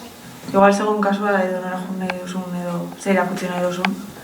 Nik adibidez ez dut erabiltzen, ez dekot web horri aldirik, erabiltzen dut Instagram, baino ez dute bertan nire lana fizikoki jartzen, baizik eta erabiltzen dut lan egiteko, irudiak lortzeko edo igotzeko edo ez dakit. Hor ze sortzen den ikusteko. Ere bai, zakiten, kasuan adibidez soinu esku hartzeak egiterako orduan, erregistroa, testigatza faltzu bat izango litzateke, bertan ez baldin pasauz, ez? Bai, agian baita ere, euskarriaren arabera, arte motan arabera, esperientzialagoa bada, ez pausu bizitzen momentun, agian, ez dakite, erregistroa igotzea edo soinu audio artxiboa horrek ez daka zer ikusirik hor momentuan bizitzeakin eta noski, bai, guztiz ados. Egiten baduzuz lanak soinuaren espazializazioarekin espazio bat okupatzea dela, ez datu da moduan pantalla okupatzea izango litzateke, ez dako aser ikusirik. Eta honintza zure kasuan adibidez? Bale, nire kasuan, hasieran nuen nola inongo asmorik, baina bai iritsi zela momentu bat, nik uste gauza baina gehiago izan ziala. De batetik, nire lana antolatzeko gogo bat, momentu batean, doktoregoan nengola pixka bat hori, euskarri bat azpiegitura bat sortzea, eta bestalde ikusten nuelako arte sistemaren eta ingurugiren artean ere, edo soleku zentral batean, hiri batean, batez ere Bilbon bizitzea, edo jartzunera bizitzea baldin bazoaz, azkenean horrela sareak apurtiten dian, orduan erakuslei hori hartzea, eta sare sozialak bai, baina hor norbera lana nahi duzun euskarrian erakusteko gogo bat egon zen, egia da hori lanketaren arabera edo proposamenaren arabera ere horrek eskatzen duela definizio bat, eta batzutan ez dugu zertan definitu behar, ez? Hori bai dela autu pertsonal bat ere bai. Baina nik uste gauza bino gehiago izan zela, eta gero ez da agian hori gehiagi elikatzen dudan leku bat, baina, bueno, hor da. Bai, nik kontu honekin pentsatzen dute beste aldetik ez, hori bilketa lanetan edo aritzen garenak eta adibidez Marinarekin Wikipediari buruz pixkate Wikipedia bueltatuz, klaro, guke irudiak ditugu, baina soinua eta zurekin hitz egin genunean, klaro, pentsatu genuen gero, bai, irudiak badozkago, baina soinua ez dugu hori, ez dugu, ez da artxiborik, eta orduan guztiz, mutu edo oso partzial geratzen da hori erregistrua, ez? Eta hori nik uste, guretzat biltegiak edo, biltegi edo Wikipedian edo topategia horrelako artxibo online edo sortzen ari garenok edo elikatzen dugunok usteete hor dakagula pixkate asignatura pendiente edo ez dakit nola esan, pixkate kritikotasunez ez behitu eta aia nola erregistratu aldugun horrelako, eta baita ere, performantzarekin bebai ikusi denon Wikipediara berez ere, aipamen aitearren, oso gutxi dauzela performanak, oso gutxi, bertan biografiak, eta beraien lanaren erregistro irudiak daude, baina momentuan esperientzia hori denborazkotasun hori guztiz galtzen da. Orduan, horretan ikuste dute, nola baiteko harremana eta erronka, nola biltegiratu, ze gure bilketa lana edo deialdia zabaldu genuenean izan zen irudi begira, baina ikuste dugu ara ere badagoela oraindik hori mugatu dugula gure bilketa ez eta pixka taratago loituak dugula. Zegoen galdera, Miriam, balkazu, kriston interesgarria ditu zait, guztion lana eta proposatutako gauza piot, apunte pilo bat hartu ditut, kuaderno, nire ditz egiteko aukera limango bitzen ditugu. Honintzak kontatu nola nolako patrimonio intangiblearen inguruko kontu bat, eta hor intangibletasun edo materialtasunaren inguruan danak hitz egin dezue, eta nahi arretasko mandit zelan oianek aurkeztu duen akusmatikaren kontua,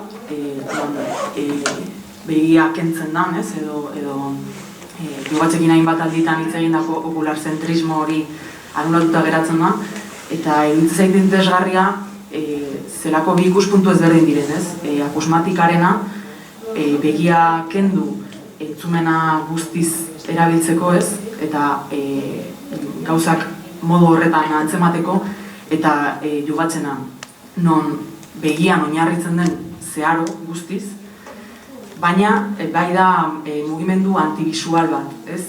Bi mugimendu antivisual, bata negazioaren kontura egiten dana, eta bestea transformazio edo ez mimetikotasunaren ildotik egiten da ez dakit zerbait esateko horren inguru.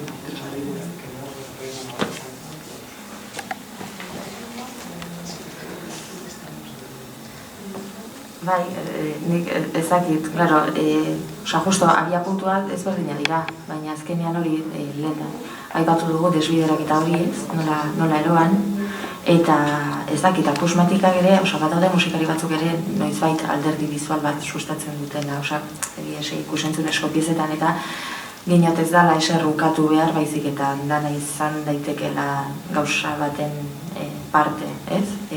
Adibidez hori, Martosen lana, niretzako ere soinuak baseukan kriston presentzia ere bai. Baina adibidez, ez dakit nola esan,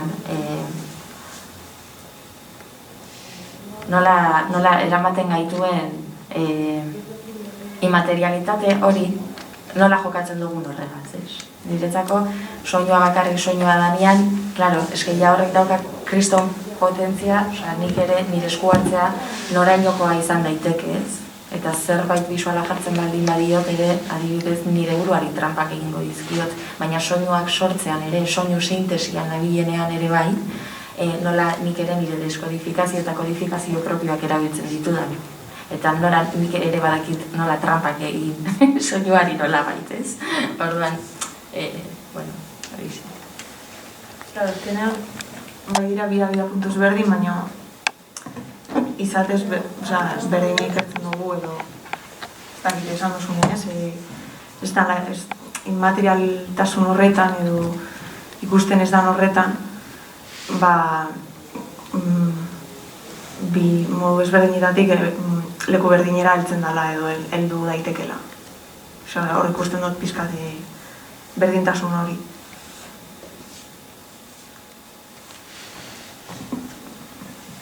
Bai, kaixo. Eguerdion, arratsaldeon. Eskerrik asko, humanitate digital analogiko nahi dana, netzat kriston suertea izan da, hemen egotea. Batzutan aitzakiak ederrak izaten dira topo egiteko eta zuen lanaren berri, honintzaren agertuagotik ezagutzen dut. Oso gustora entzun dut. Era batea edo bestea, momentu batean iruditu zait gorputza ere, gorputzak ere baduela presentzia bat ausentziagatik edo presentziagatik zuen lanetan. Gustatuko litzaidake pixka bat, ez dakit, gogoeta moduan edo, mahai gainean jartzea COVID-a dela eta pandemia eta gorputzak urrun eduki ditugun hortan hor sortudan utxune espazio horren inguruan, horrek input berri bat edo eragin ote duen zuen lanetan jakitea. Ezezkoa baldin bada ezezkoa, baina iruditu zait justu gorputzak zeharkatzen dituen lanetan, gorputzak urrunduta eduki ditugun garai honek behar bada emango zizuela zer pentsatua, eta hortxe galdera moduan digitaletik ez dauka asko, baina atzait, asko importa. Ni justo ez da pandemiagatik, baina beti akordatzen naz, egin zion galdera batzuk remedio estafra duela urte batzuk, eta pandemia horretik, eta gorputz desafektatuen edo desafektibot, ez dakit nola esan euskeraz, desafektatuen igual gainean berbetan, eta berak esaten zuen gazteleraz, eta horregatik akordatzen da, baina vivimos en una sociedad cuanto cada vez más comunicada y lo hacemos de forma individual. Mugikorretik, orduan, niretzako pandemiak egin duena da hori sustatu, eta desafektibotasun hori areagotu askoz gehiago.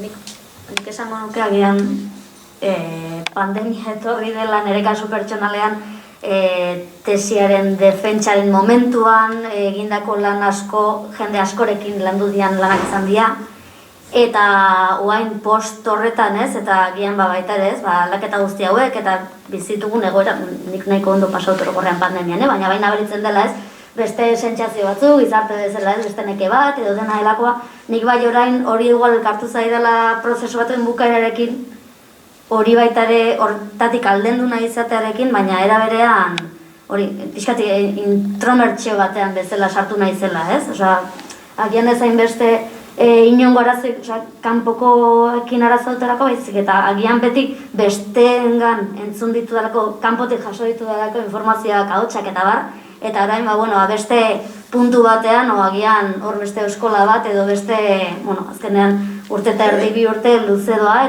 eta agian hor ikusiko nuke, baina ez dakitez, igual beste pertsona batentzako kontrakoa izan da, egon da etxean urte eta erdi, eta igual egon nitzateken di, momentu honetan elkarrizketa egiten ere baten moduan, edo beste planteamendu batzuk egiten asko zer handiagoak odena delako. Hor sormen prozesu bezala edo hor bai, bultatu nahi zela berriz ere, nire ere muitxiago batea eta ezein beste testu inguruan lana egitera. Bultatuko nahi zoiz, hor momentuan arabera izaten da ere ez. Karo, zuen erantzunak entzun da, pentsatzen nengoen, pixkat irudiarekin lotuta eta bai COVID-aren gatik, masifikau dago dela iruditi bat ikusten dugu zela egunero ez, eta egoera horrek bai ekarri dau irudi gehiago sortzea gebetxean edo danadalako ez, eta geure artean ez garela ikusi, baino gehiegi ikusi dugula denon bizitza barrutik kanpotik eta agian irudi hori da, irudi gehiegi sortu dugu zela eta nire lanean askotan pentsatzen dut horretan eta pentsatzen dut irudiak sortu aduz, nik ez dut pentsatzen hau irakurri dute baino ados nago, irudiak sortu adauzela ja eta ez dugu zela igual sortu behar gehiago, baizik eta dauzenak ondo erabili edo ez erabili edo bota. Eta hori pentsatzen dut.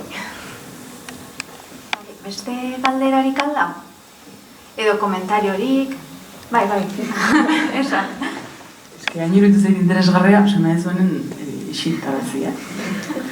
Ontxe okurritu zait, nik ezagutu etela, pandemian ezagutu et jendea ahotsagatik bakarrik, ez diotelako ahoa ikusi.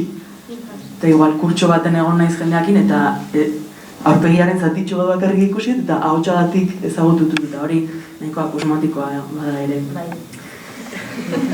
Bueno, ez da, osea, ez da galderarik. Nizki oso interesgarra iruditu zaitana. Orduan, komentario batzukula jaso ditut eta Ian, lehen esan dizut zure tesia irakurtzen hasi naizela eta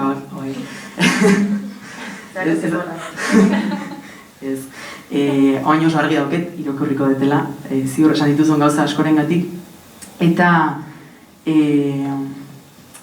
akordatu naiz liburu batekin, irakurri liburu batekin, ziur irakurri dezula, bibliografia ez dut behiratu lehendik, Michel Chionen Las imágenes del sonido oso liburu polita irutu zaidan, irakurtzen hasi nintzen beste gauza bategatik eta engantzatu nindun eta bertan esaten do berriro ere jogatzekin erlazionatzen duten kontzeptu baten ingurun hitz egiten du, ez? Aipatu duzu, zuk ere nola artxibo horretan, ez? Arte plastikoen artxiboan soinua geratzen dela apur bat ez dakigula oso non kokatu edo erregistrorako garaian zaila dela, arte plastikoen barrun askotan ez dugulako sartzen, ez? Eta adibidez Maria Salgadoren lanetan ez zait plastikoa, baino hitz aproposa horik okurritzen. Eta horre, las imágenes del sonido horretan esaten do, nola dauden, como hay imágenes en el sonido y sonido en las imágenes, ez? Aipatzen ditu hainbat zinemako estena batzuk, pioten horretzen naiz, zinemako estena batzuk nolako granoa dauketen, horrek ematen diola soinu kontu ez, eta aipatzen ditu espazioko hainbat eta hainbat pelikula, eta alderantziz ere bai, ze soinu dagoen irudietan, eta ze irudi dauden soinuan. Eta aipatzen do, hoy es relinchar un caballo, y ves al caballo, aunque no tengas al caballo delante, ez? Olako kontu batzuk egiten ditu, eta benetan oso liburu, eta esgarra egiten zait. Honintzak aipatu do, eta lehen Carmel eta bio komentatzen egon geha hor berriro ez, patrimonio intangible horretan, eta nola iruditu zaidan konserbazio lan bat, baino ez ohiko konserbazioa egiten, baizik eta aktibazio bat egiten, ez? Eta nola horrek pixka gogorarazten dit folklorean ere gertatzen da hori askotan, gauza bat ala moduz egiten da, eta aktibatzeko modua ez da hori kutxa baten sartu eta betirako gorde, ez? Komentatzen duen nola zenbaitetan museotan eta Karmelitxia lekun iten dolan, eta holako hainbat lekutan nola gertatzen da hori, ez? Konserbazioa da, hau ukitu gabe, utzi leku baten eta ez da berriro sekula aktibatuko, garai horretan aktibatu zen bezala, ez? Eta nola egiten duzun alderantzizko prozesu bat. Aipatu duzu artista etnografikoa, eta galdetu nahi nizun, edo zer komentatzeko dukezun, iruditu zaitere gainontzeko lanetan agertzen dela hau, ez? Artista hori askotan egozten zaie, edo egozten zaigu,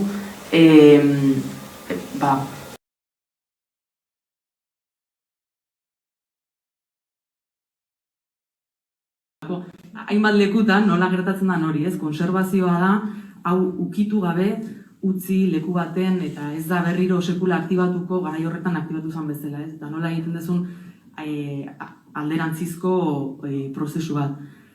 Aipatu duzu artista etnografikoa, eta galdetu nahi nizun, edo zer komentatzeko dukezun, iruditu zaitere gainontzeko lanetan agertzen dela hau, ez? Artistoia askotan egozten zaie, edo egozten zaigu,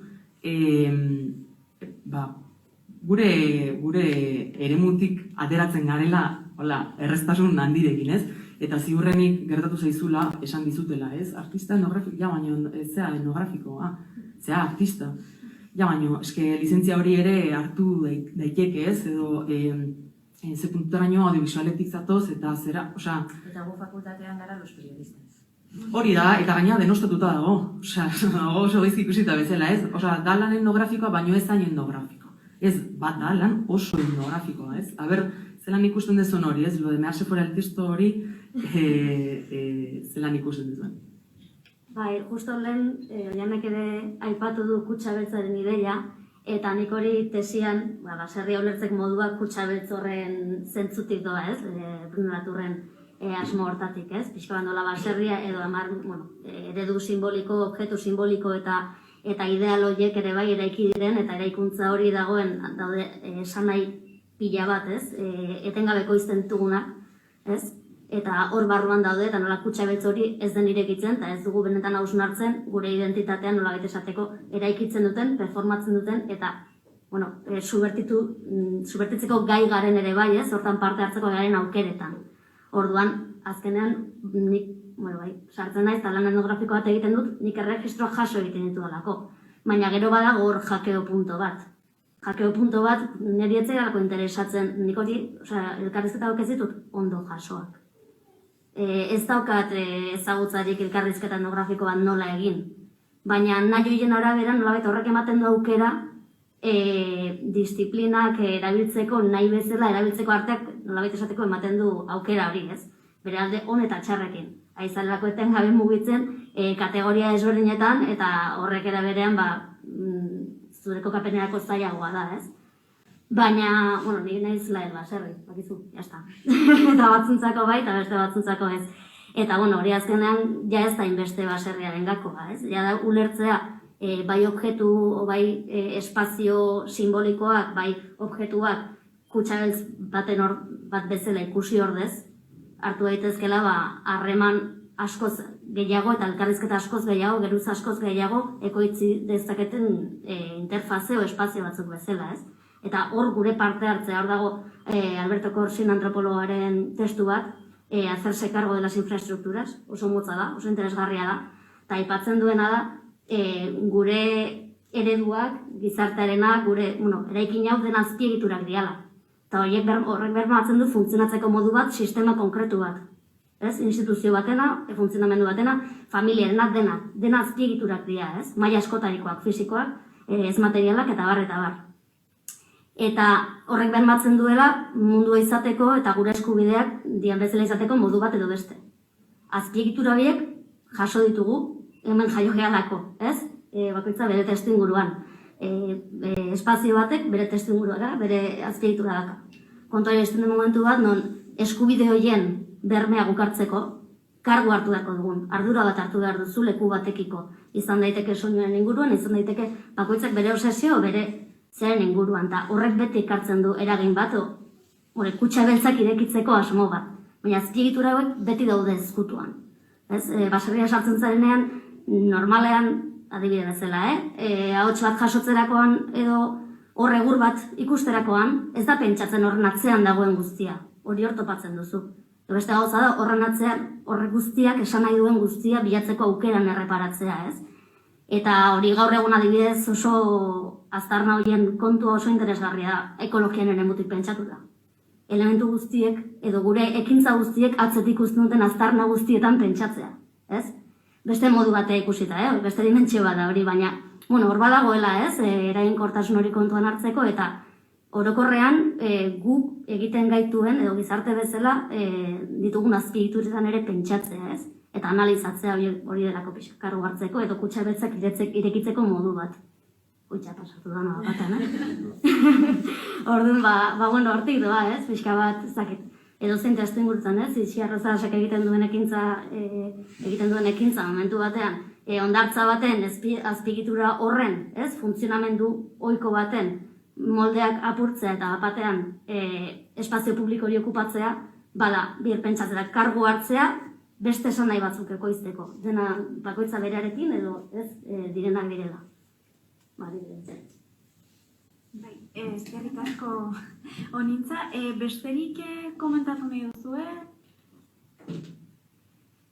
Bueno, ni ja pixkate biltzen, oian, bai. Bai, ezagutzen dut Michel Sion, eta badauka liburu bat deitzen dela, nahiko titulo originala deitzen dela El Sonido, eta bertan agertzen, hasten da liburua haiku, nola euskatzen da, haiku batekin, eta hor dago niretzat ere dana soinuaren koska jartzen duela un humano, una mosca en la vasta habitación.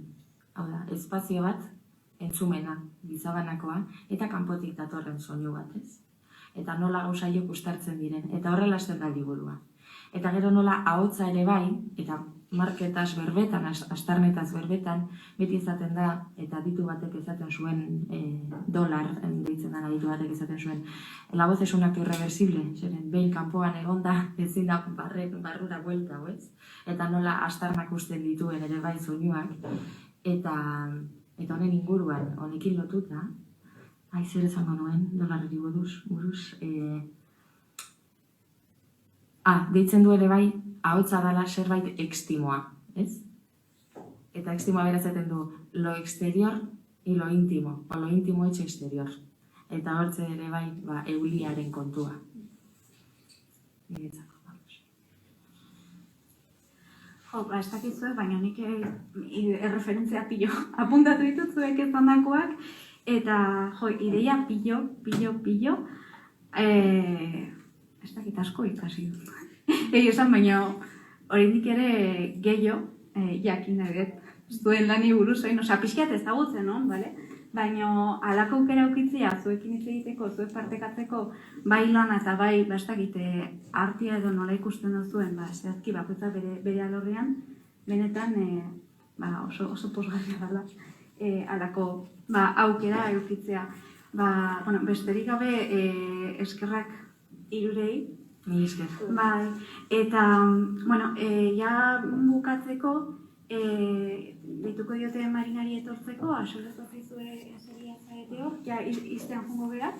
Eta, ezan berra dakat, bihariko dizuegula, badazkagu mailak, norbaitek ez bazun izena emon, etorriteke eta apuntatuko dugu, ze hemen aipatutako referentzia batzuk jarriko ditugu dokumentu baten guztiak bilduta aukitzeko, bale? Eta besteren bate falta bada ez baduzu harrapatu edo, ez da pasatzen, galdetu lasai edo idatzi. Eta, gure korreoa, Marinak eta biok erabiltzen duguna, da emartistak, abildua, gmail.com. Eta, hori esan da, pixkate hitz batzuk bukatzarren, dana borobiltzarren, uste dute oso egun polita izan dugula eta oso... Bai, eskerrik asko larun bat honetan honor biltzagatik. Bai, animatzagatik eta etortzagatik, bai izlariak eta bai entzuleak bai. Eta nik benetan ez nun inolatan espero alako bukaera ez dago genunik gure proiektuan hori hasi ginean urtarrian eta azkenean artista gonbidatzea eta baita ere Marisa goizean izan dugu hitz egiten eta Nerea Diego, uste dute oso giro atzeginean egon gera eta gainera bailia pilo atera direzela. Alde horretatik ezkerrik asko guztioi. Eta espero dugu, ez dakite, ametik hau ez izatea azkenengo aldia alako topaketa edo jardunaldia antolatzen duguna. Ea aurrantzean beste aukera bat sortzen bada guk bilatu dugu. Esan bezala gure proiektua da bukatzea dago, bukatu dugu lehenengo fasea. Eta aprobetzutu nahi dute pixkate esateko, artistaren bat ezagutzen baduzue, animatzeko, emakume bezala identifikatzen bada gure emartistak Instagramera edo bidaltzeko. Edo besterik gabe harreman zain jartzeko, kuriositatea badaka hori, Wikipedian, bere irudia nola, eta bere lana nola difunditu, gurekin harremanetan jartzeko. Eta ez dakit Marina zer ditu nahi baduztu. Nik uste dut azken elkarrezketa oso interesgarri izan dela eta oso polita jardunaldiarekin bukatzeko, eta itxiera emateko. Jango naiz, opalitza bat dauka. Bai, uegutik liburu batzuk eman dizkigute. Eta orduan, interesgarriak iruditzen bazizkizue, hartu ditzakizue, Hori ez nahi gogoratzen liburuaren izeburua. Maitek ateratzen. Bueno, izenburua da Arteko Izpen Feministak Euskal Testuinguru Kulturalean, Maider Silvetirena. Bere tesia ere online dago, egin matematik ezagutzen du. Eta, bueno, hor ikutziko ditugu... Bale, eta hori jo, besterik gabe, eskerrik asko, oza, oso posi gaudela. Baitarekin da, bideoan grabatu dugu dana, ikoko dugu baitare Instagramera, eta, bueno, esan bezala, idatziko ditugu material guztiekin, baina referentzekin, eta dana dela, ez zer komentatzen dut zuen, edo, idatzi lasai, eta eskerrak ematia besterik.